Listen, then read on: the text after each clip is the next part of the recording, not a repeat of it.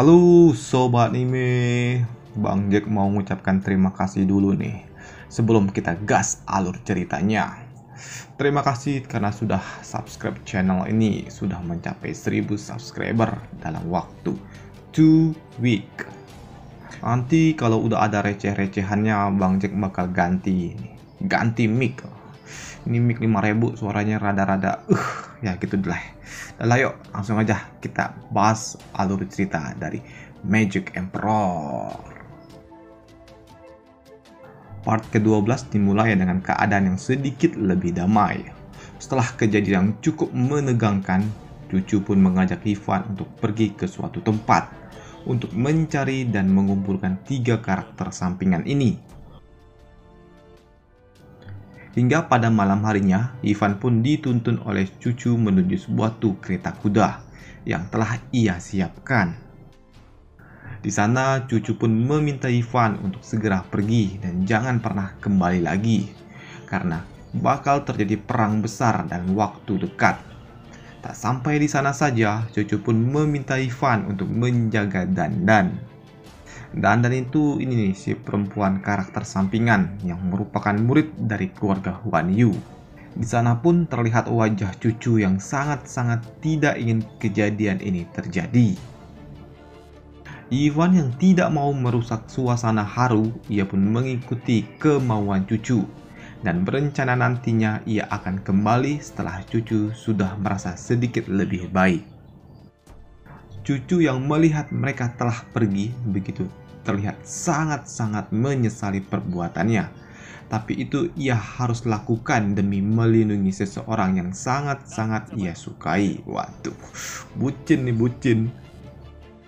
Ivan yang sudah berjalan ratusan mil dari tempat mereka berpisah tadi, ia pun memutuskan untuk turun dan kembali ke tempat kediaman keluarga Huan Yu.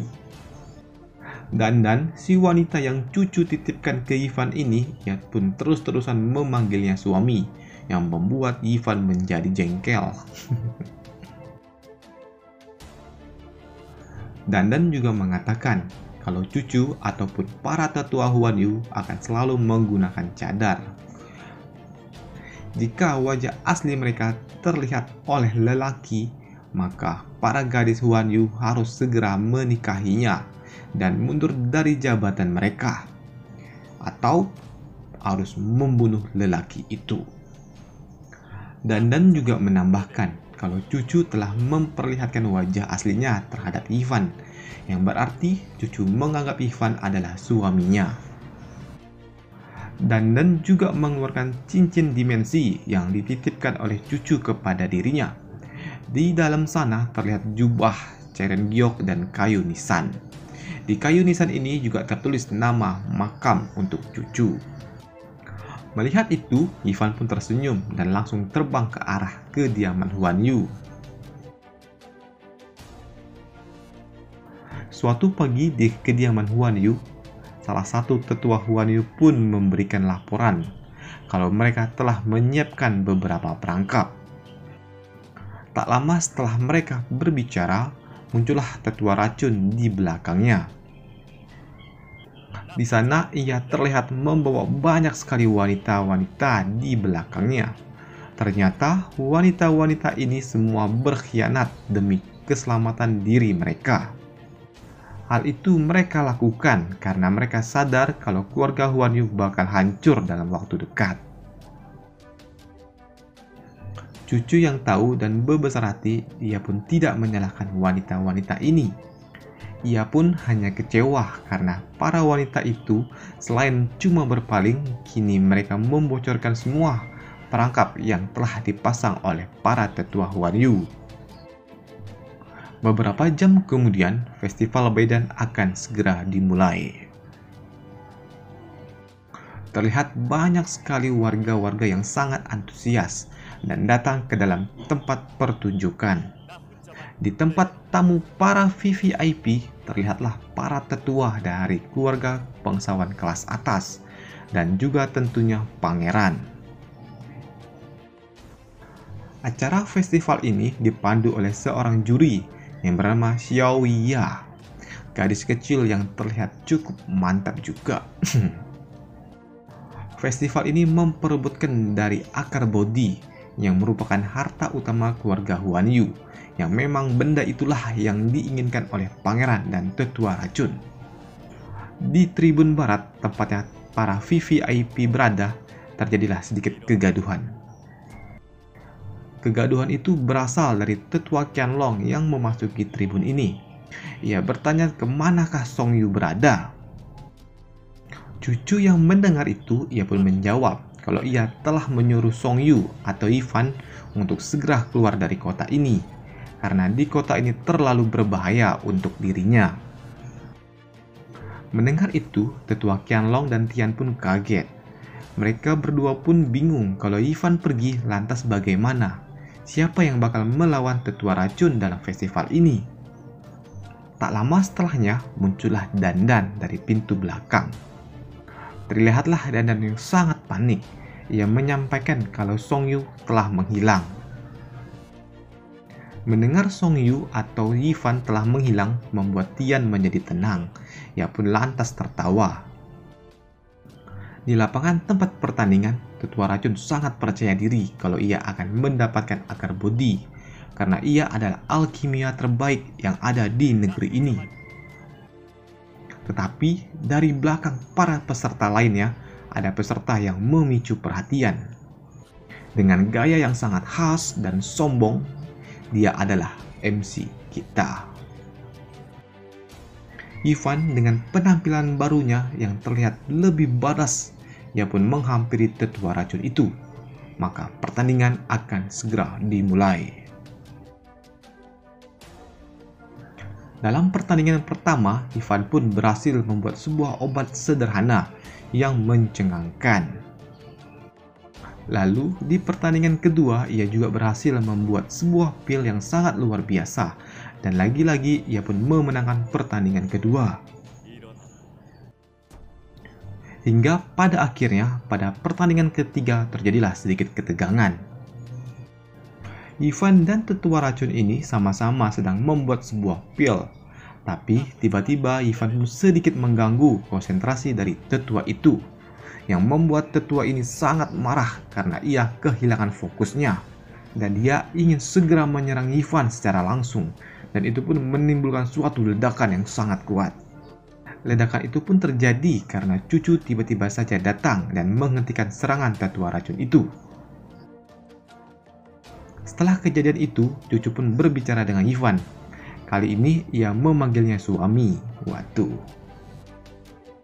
Mendapatkan boostingan dari cewek imut membuatnya berhasil membuat sebuah pil yang memiliki tingkat level 5, dan lagi-lagi membuatnya memenangkan pertandingan ketiga ini. Hingga pada akhirnya, pada pertandingan final untuk menentukan siapa juara dalam festival Baidan ini. Kini seluruh peserta yang masih tersisa mulai serius. Terlihatlah para peserta membuat sebuah api sihir yang memiliki auranya masing-masing. Ada yang terlihat memiliki kobra api, burung hantu hingga elang botak. Dan tentunya sebagai tetua yang dijuluki sebagai alkimia terbaik di seluruh negeri, Pak Tua ini juga memiliki api alkimia yang tidak main-main, yaitu berupa api Dragon Skeleton. Yifan yang melihat itu, ia pun tahu kalau api itu sangat luar biasa, dan mungkin ia adalah satu-satunya orang yang dapat memiliki api itu. Melihat hal itu, pangeran pun sangat senang dan ia yakin kalau tetua racun akan segera memenangkan pertandingan ini. Tetua ini pun yang angkuh, ia pun menantang api alkimia apakah yang dimiliki oleh Yifan.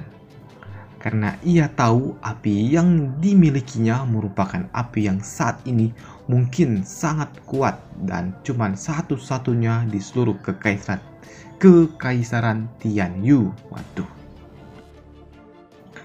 Yifan yang tidak banyak berbicara, ia hanya menyentikkan jarinya, yang membuat sebuah api hijau yang sangat besar.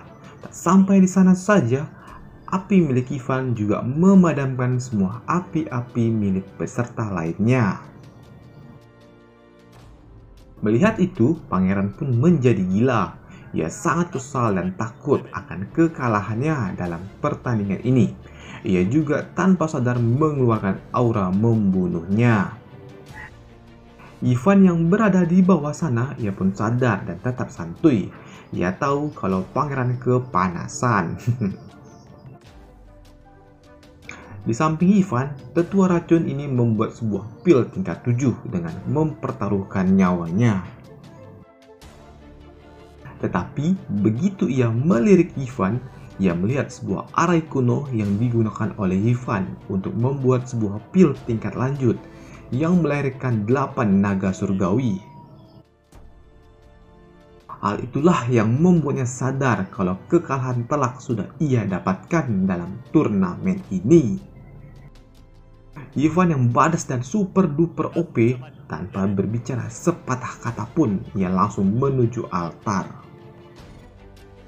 Ia juga meletakkan rompi yang merupakan milik adiknya cucu yang bernama Yi dan Qin Tiang.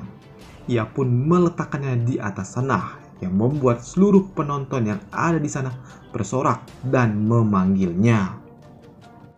Dan hal itu tentu saja membuat cucu sangat terharu, karena ia dapat lagi mendengar semua orang memanggil nama adiknya yang telah tewas beberapa tahun lalu.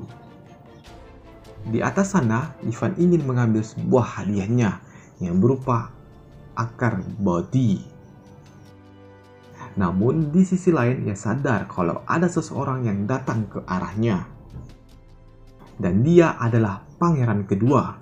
Dan begitu pangeran mendekat, ia langsung dihantam oleh tinju Ivan yang penuh dengan energi. Tinju itu pun tepat mendarat di pipi sebelah kirinya yang menimbulkan efek ledakan yang sangat masif. Dan selesai rapat kita di sini, dan kita akan membahas lanjutannya esok lagi. Karena part ini hanya sebagai part mengantar dari klimaks season 1. Di part selanjutnya akan dipenuhi dengan pertarungan-pertarungan yang badas dan super duper OP full action yang mungkin akan lebih dari setengah jam untuk pembahasannya. Kalau digabungkan dengan part ini bakal menghabiskan kuota aing. Dan sampai jumpa esok lagi. Bye.